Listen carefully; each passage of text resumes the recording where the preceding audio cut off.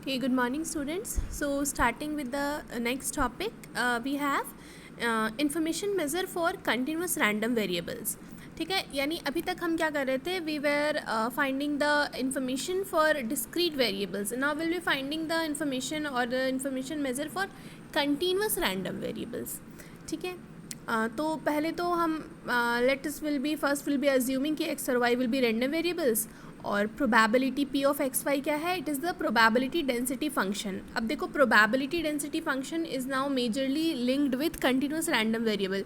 ये जब तुम लोगों ने रैंडम वेरिएबल्स और प्रोबेबिलिटीज़ पढ़ा होगा ना, उसमें ये आता है टर्म्स. एक क्यूमुलेटिव डिस्ट्रीब्यूशन फंक्शन आता है, फिर देन मार्जिनल पीडीएफ्स आते हैं. मार्जिनल पीडीएफ्स क्या है, जो जॉइंट प्रोबेबिलिटी की जगह जो इनफैक्ट जो सिंगल टर्म्स होते हैं ना, पी एक्स और पी वाई, उनको मार्जिनल पीडीएफ्स बोला जाता है. ठीक है, सो अब हम let's move on to the average mutual information. और ये एवरेज देखो, वैसे तो एवरेज म्यूचुअल इन्फॉर्मेशन में क्या होता था, म्यूचुअल इन्फॉर्मेशन होता था that multiplied with its probability term, तो वो हो जाता था एवरेज म्यूचुअल इन्फॉर्मेशन, है ना. अब दो कंटिन्यूस रैंडम वेरिएबल्स के बीच में एवरेज म्यूचुअल इन्फॉर्मेशन कैसे होगा. सबसे पहले तो समेशन की जगह कंटिन्यूस में हमेशा व्हाट वी हैव इज़ की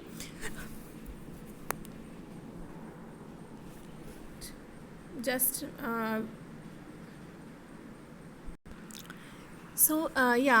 the main difference between the continuous information and any discrete information is that continuous information में क्या होता है, we have the flow of information at each point of instance, while in discrete form of information we have the information at some particular points, not at each instance. Okay, तो और also हम जब discrete की बात करते हैं तो we are concern with the summation, है ना, right, because we have some fixed number of instance, तो वी कैन काउंट कि हमारे पास कितने वैल्यूज़ हैं जिनका we can take the summation. However integration is for the continuous, because in integration in continuous also we don't know the exact numbers of value, है ना. Like if it can move from t equals to 1 to t equals to 100, time 1 से लेकर अगर 100 तक है तो there में B infinite range, और इस इनफाइनाइट रेंज को इट कवर्स विथ इंटीग्रेशन. ठीक है, इसीलिए average mutual information in continuous form will have the integration. तो सबसे पहले तो इंटीग्रेशन, अब हमारे पास दो टर्म है एक्स एंड वाई, तो we will have double integration. First integration will have the values minus infinity to infinity for x and the second is consisting for the y, that is minus infinity to infinity. Then we have p of x into p of y upon x, that is this p y upon x is what, this is a conditional probability. Okay, then it gets multiplied with, actually it gets किससे multiply होता है, ये multiply होता है log p y upon x और upon में p y. But हमने यहाँ पर क्या करा है, डिनोमिनेटर और न्यूमरेटर दोनों तरफ p x को मल्टीप्लाई कर दिया है, just for making it easier to understand. That's nothing else, मतलब दैट मतलब अगर log P Y upon X और अपॉन में पी वाई भी होगा, it's same thing, but just it's just representing कि we have both D x and D Y terms, क्योंकि integration हमने ले रखा है, तो to make the functions actually integrable, इसलिए हमने पी एक्स न्यूमरेटर में और एक डिनोमिनेटर में वी हैव एडेड इट. ठीक है, नाउ अब देखो, वैसे तो what we have done here is कि जो डिस्क्रीट में जो हम फॉर्मूला लगाते थे एवरेज म्यूचुअल का, we have made the same thing into the continuous form. ठीक है, वैसे तो देखो इस लाइन में वही लिखा है कि the definition of average mutual information can be carried over from discrete random variable, but the concept and physical integration can not. मतलब क्या है कि देखो हमने फॉर्मूला तो लगा दिया और लिख भी दिया, लेकिन सिर्फ थियोरेटिकल ये चीज़ें जितनी आसान होती है, प्रैक्टिकल इम्प्लीमेंटेशन के टाइम पे they have some exceptions, you know, they have some limitations. Limitation का क्या मतलब है कि जैसे नेक्स्ट लाइन में पढ़ो, नेक्स्ट लाइन में लिखा है कि information content in a continuous random variable is actually infinite. Obviously जब हम किसी कंटिन्यूस रैंडम वेरिएबल की बात कर रहे होते हैं तो हमारे पास इतना ज़्यादा इन्फॉर्मेशन होता है कि हर एक इंस्टेंस पे हमारे पास इन्फॉर्मेशन होता है. At each instance we have some information, क्योंकि कंटिन्यूस फ्लो हो रहा है इन्फॉर्मेशन का, और इसके लिए to understand it, to measure it, we need infinite number of bits to represent such continuous random variable. इसीलिए अब ये तो एक बहुत बड़ी प्रॉब्लम हो गई। अब इनफाइनाइट नंबर ऑफ बिट्स से आप कैसे रिप्रेजेंट कर सकते हो, आप कैसे समझ सकते हो कि हमें कितने इनफाइनाइट बिट्स चाहिए। इनफाइनाइट बिट्स का representation is not at all possible in practical scenario, है ना। तो this problem was quite solved by differential entropy. Differential entropy में अब देखो, सबसे पहले differential entropy of a continuous random variable x को हम कैसे रिप्रेजेंट करते हैं, स्मॉल एच से। सबसे पहले तो कैपिटल एच होता था एंट्रोपी के लिए, पर डिफरेंशियल एंट्रोपी में it is represented with small H, और small H of capital X it will be represented with minus integration to infinity P of X log P X D X, और P X log of 1 P X D X with minus, ठीक है। तो average conditional entropy कैसे हो जाएगा, देखो इसमें से ये हो रहा है ना कि वी हैव, जो हम इतने सारे जो हमारे टर्म्स थे, this got reduced into just one term.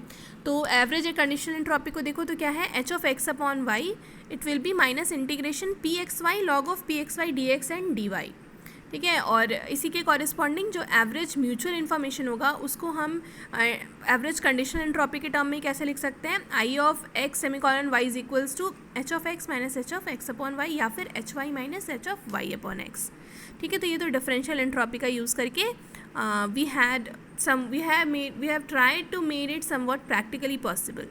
Now properties of differential entropy में क्या आता है, देखो दो प्रॉपर्टी बहुत ही इंपॉर्टेंट है, जो फर्स्ट दो प्रॉपर्टी है ना दे आर क्वाइट इंपॉर्टेंट। और वैसे एग्जामिनेशंस में differential entropy won't get any numerical related to it, it's just a theoretical part, क्योंकि जो डिजिटल पार्ट है, जो डिस्क्रीट पार्ट है, उसी का न्यूमेरिकल हम सॉल्व करते हैं। That's what in digital world we are concerned with the digital information only.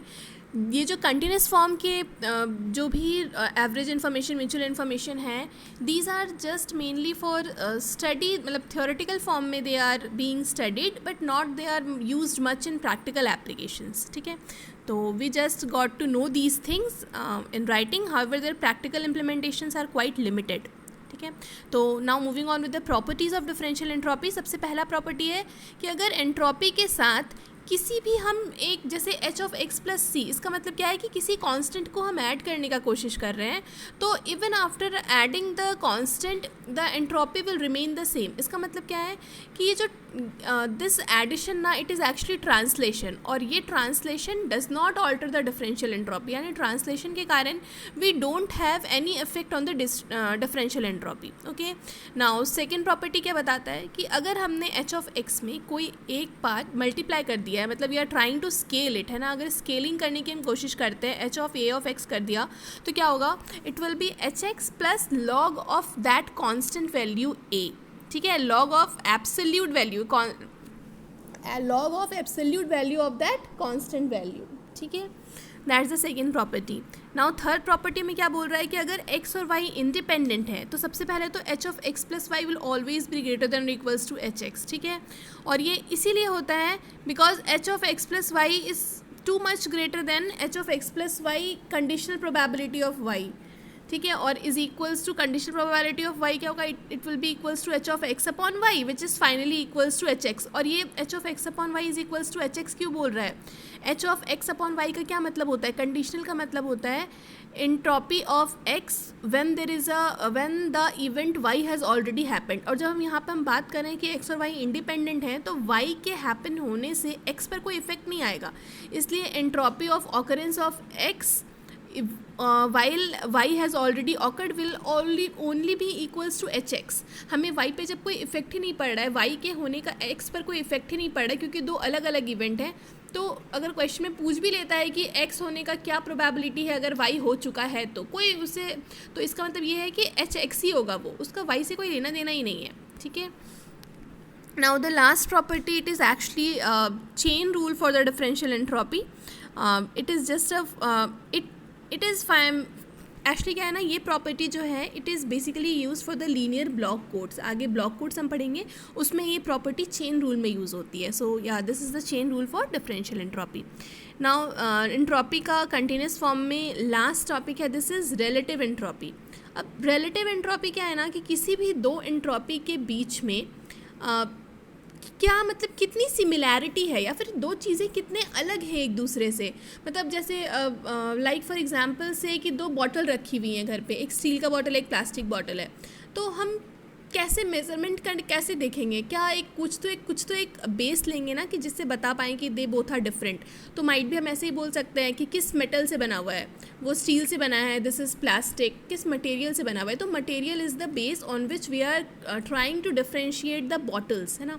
वैसे ही relative entropy is a term which is used to differentiate between the true entropies. आप differentiation भी बोल सकते हो, आप सिमिलैरिटीज़ भी बोल सकते हो कि मे बी क्या एक जैसा है, कितनी समानता है दोनों में, या कितना डिफरेंस है दो डिस्ट्रीब्यूशंस में, ठीक है। वैसे इसको इसी रिलेटिव एंट्रोपी को वी ऑल्सो कॉल एज कल back labeller distance, KL distance. अब ये जो कल बैक लेबलर है, it is named on the scientist जिसने ये टर्म कोट किया था सबसे पहले, इसीलिए इसको कल बैक लेबलर डिस्टेंस भी बोलते हैं। और इस रिलेटिव एंट्रोपी को कैसे हम रिप्रेजेंट करते हैं, अगर हम दो एंट्रोपी जिसका PX और QX है, इन दोनों के बीच में अगर हम सिमिलैरिटी या डिफरेंस निकालना चाह रहे हैं, तो रिलेटिव एंट्रोपी को दिखाने का, सिंबलाइज करने का तरीका क्या है, कैपिटल D और P, और दो पैरेलल लाइन ड्रॉ किए जाते हैं, और दो फंक्शंस के बीच में P और Q, और it is represented as summation of PX probability of occurrence of x log of PX upon QX। और ये P और Q क्या है, these are the two probability mass functions for the two entropies, ठीक है। और अब देखो जो log के बाद जो ब्रैकेट दिया हुआ है ना, it is not just a bracket, it is not just any bracket, ये कोई भी नॉर्मल ब्रैकेट नहीं है, it is actually the mean value. यानी हमें log किसका निकालना है, mean value of the PX and upon में QX, इसका जो मीन वैल्यू होगा उसका हम log निकालते हैं। Okay, so this is all about the entropy in for continuous random variables, and the next topic we'll be studying in next video.